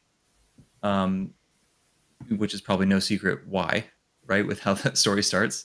But yeah, and it's not to say that I thought the characters were bad or bland or anything like that. It just was. I think he was the one that I had the most hooks in, or maybe he got hooks in me. But yeah. The action on him. I mean, because I guess we get introduced to him first as well. It sort of lends itself to that, and he is essentially a focus in the story. But yeah, I think it's, again, I'm super grateful all you guys picked this up, besides you, Casey. And Alex, go ahead. You said you liked Alvis as well. Go ahead and talk about that. And then we'll talk about the sequel to The Failures, because I really do want to talk about The Failures a little bit. But and after we get Noel's answer. So go ahead, Alex. So Alvis Lightseeker was all favorite. Oh, yes. Alvis, just because the way he impacts the world around him, the people around him, I thought he was just fantastic. And it's like with those first 30 pages or so, you just hooked me onto him right away, and just the love for him never left. Yeah. Those first, by the way, that beginning was not easy, not easy to sit down and do, is all I'll say. Okay, Noel, what are we thinking? So before I talk about my character, I actually want to mention something that you did really well, which was as you're reading, you really don't know who all is good and who all is bad, or what even is the sides. And like, I felt that way barely in Malice by John Gwynne, and I do love The Faithful and Fallen so far. I haven't finished it. I'm like halfway through Ruin. But no, the third book. That is Ruin. That is Ruin. Okay. When they're one titles, I'm gonna get them all confused. But I was gonna say that Faithful and the Fallen title, actually. Yeah, ironically, with Tears of the Fallen in there, real derivative their chance. I mean, you got Tears of the Fallen, Malazan, Book of the Fallen. It's derivative of so many things. Yeah, Faithful, for sure. It's anyway. No, I was gonna say that you do that so well, to where I think John described it as like, you put our head underwater and you don't let us come up for breath, but in the best way. That it really figure it out as you go. And as a person who hasn't read Malazan yet, I think this is a good way to get me kind of into that type of storytelling. And then for favorite characters, honestly, I'm really drawn to Erevane, and I have multiple reasons for that. One is that he often feels guilt for things he shouldn't feel guilty about. And as a person who struggles with OCD, I definitely kind of relate to that. And he's a big overthinker, and he is very caught up in past things and things like that, something I struggle with. And then the other thing is that he is putting away the drink, and that speaks volumes to me as well, because I grew up with both my parents being alcoholics, and in my adulthood, they have both put up the drink, and watching them come through and persevere that. I think that because what I was really interested to see from the beginning, the way that Erevane would be handled when it came to his alcoholism, because I feel very strongly about that and have very close relations to it, even struggled with it with myself when I was younger. And so, yeah, I think Erevane is is my favorite. He's at least the one I feel the most connected to, for sure. Well, thank you for sharing that, by the way. Yeah. Yeah, I think the alcoholism stuff with Eravane, I feel like I tried to do justice to any sort of addiction. I feel like, I don't know, so especially a nuanced approach to it of maybe it's not so apparent that it's going on for the character to other people. Or maybe it is, and maybe the approach to that is different. And I feel like everybody sort of has like a unique. I feel like a cliche way to approach it, which might be the typical experience, but who knows? I feel like there's multiple experiences when it comes to that sort of thing. People who struggle with it behind closed doors, and I feel like Eravane, especially in the situation he was in his story, I felt like it lended itself to that sort of approach. And I don't know, I of course have personal situations related to that in one way or another. And yeah, I think writing him as a character was also incredibly cathartic. I think most of the characters, actually, I felt that catharsis. Nikhil, thank you so much for tuning in. Oh yeah, thanks for inviting me. Congrats. Yeah, I'm really stoked that you finished the book, actually. So while we're on the topic, go ahead and shoot your favorite character if you can, if you had one, if your least favorite, just shoot them all. Oh man, God, I loved how there were so many different POVs. I think Eravane was probably my favorite. It's hard to say though. Yeah, I guess if I had to choose one, I feel like the subtlety and nuances of his character, and kind of like, of course, with the alcoholism, and then just kind of his inner struggle. I feel like it's very hard to strike that balance, I think, and capture the nuance of a character that's going through that. And that's one thing I really appreciated about his character in this book. Yeah. Yeah. No, thank you. I also tried playing as like the alcoholic paladin when I play D&D is like it's my go-to. It's like a safe space for me. In like a strange, uncomfortable way. This is my sister. She's saying, can't wait to meet Mom's character in the second book. I do have a character that makes an appearance in the second book that my mom has a very ADHD personality, always running around, jumping between different things and here, this, that, the other. So I'm saying that because I think Matt and Noel, you guys are the closest to reading book 2. You're gonna get to a point where you meet a character. I won't say the name because I think she's mentioned in the first book, but you see her on screen for the first time, I'll say, in the second book, and she's a hoot. I think I know who it is without even meeting her. Okay. And she somehow, through all of the ADHD, the running around, the jumping around, is able to impart knowledge and wisdom and drop an important detail and then walk out of the room with the tornado that struck it. And it's a really cool moment. And then I had to, I didn't actually know I was writing my mother when I first wrote that scene. And then I went back and thought about it. I was like, oh my God, I wrote my mother into the book, which is crazy. Yeah. She's a character as she is in real life. Yep. Hello from Croatia. That's awesome. I think we sent your book, your hardcover, which is cool. I think people are getting notifications for the hardcover, the signed hardcovers, because my sister fortunately took the boxes yesterday with my mom, and they got them to the post office, which is really great. So again, as a warning, we're like 15 minutes from this stream hitting its cap, but I will resend out a link and start it up again because there were people that I invited that are going to show up a little later. I think I don't want to put them on blast. If they end up not showing up, it's not a big deal. But I don't want to be like, oh, these people said they were going to show up and they didn't. Yeah. No. Yeah. That's so funny. Accountability. Yeah, accountability. You know what? You're right. Accountability. Oh, let me put up a thing. Hidden. Yeah. All right, I'm so doing this Casey, in the middle of my work day. Damn it! They need to get here on their weekend. Yeah, well, I'll tell you who it is. If hopefully they show up. That way they'll get word that they're going to show up. No, there's somebody else who hasn't read my book said they'd show up. I'm sure we all, this person I think we all look up to in the BookTube community. But I don't know how busy he is. He may or may not show up. And then, of course, the doctor, Philip Chase, if he's available, will show up.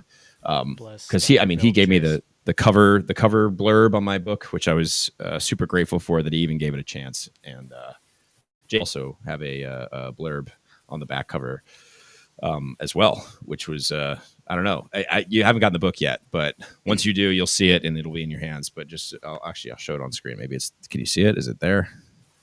I didn't even read the back before I that. read the book. I went into You it read pretty it. blind. I didn't watch any reviews or anything like that. I just wanted to like have my own experience with it. Cool. Very cool. I don't know. I love seeing it out in the world and people just having unique experiences with it. Nikhil, it's crazy that we're talking about a book where you're at your own creative venture as a composer. Actually, let me ask you this, because as you're reading Mercy, was there any themes, or I don't know exactly know how to ask this question. I love music, but when it comes to composing, I have such a limited knowledge.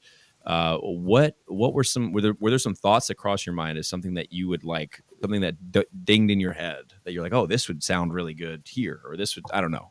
Maybe I'm just shooting in the dark here, but Well, no, actually, I love thinking about. For me, there's always a strong connection between music and reading. I don't know why that is, but I think in music, oftentimes when I'm reading a book, and especially when it's fantasy, because I think like you have such an opportunity for world building, and music can be a language that reflects that world building. And of course, working on adaptations, like it's always something that I'm always going towards. But I was thinking about Alvis Lightseeker and kind of his arc, where he starts off when you first meet him, and then I don't want to spoil anything, so I'll just say there's a particular point later on in the novel. I don't know how much more vague I can be, but yeah. I think tracking that arc would be really cool, almost like a. I don't feel like I could say anything without spoiling something, but I guess like we'll have to talk just like a legendary character or something like that. Okay, yeah. That's very cool. Okay. And capturing that timeless kind of quality could be cool. If musically, I'm going to tell you what I would listen to when I would write. Oh yeah. And I'm curious as to if these sorts of things like maybe cross. You're like, oh yeah, I can see him listen to that. So Fitzurk's Choice by Trevor Morris from the Viking show. That was like number great one, score. which is also, I mean, technically, if you listen to 1 of 12 by Johan Johansson in Arrival, I feel like it's a very similar kind of it's a very similar track. Yeah. Almost one for one, which is not a bad thing. It is. Everyone wears their inspiration on their sleeves in their own ways. Totally. Beast by Sicario, that was in there. And then of course, just honestly, anything Hans Zimmer from Dune. Nice. Yeah, I mean, Arrival was a big one. There's a particular scene in book 2 where I listened to the Harkonnen arena scene. I don't know, Matt, if you've gotten there yet. I think you might have. Yes. Yep. Yeah. Nice. Oh, that's fun. Yeah, that'd be fun to put on. That's great. Yeah. But I don't know. I'm deeply influenced by music in general. Like when I read, and also when obviously, of course, watching something on TV. I still have yet to see the 3rd season of Wheel of Time yet, which I know. Again, I did watch the 2nd, but cool. Yeah. There's a track in specific track in the 3rd one that's supposed to be absolutely phenomenal, but I didn't want to spoil it and look it up because I know I don't know if it comes at any particular moment, but again, kudos to you for that. Thank you. Yeah, I mean, I think like with books like this where there's such a there's like you could tell there's a confluence of cultures as well. Where it's like you can't really necessarily tell where one culture ends and the other begins, and I think like that's always an interesting way of using as a springboard for music composing, really, is like if you can double up instruments that don't feel like they should belong together, but it's part of like a cohesive theme, then suddenly you have a world that feels like it's unique to, say, Mercy, and not, fantasy, insert fantasy music here or something like that. So it's like, I just, I gotta say, reading this, I was like, I saw the influences on the back, Malazan, Book of the Fallen and everything, and as I'm currently reading Malazan, I was like, oh man, can I handle 2, very complex environments and like worlds? but I gotta say, I flew through this thing. I was like on vacation, and I started it on Monday, and I finished it yesterday, I guess. So Wow. I blew through it. It was fantastic. Yeah. That's awesome. That's awesome to hear.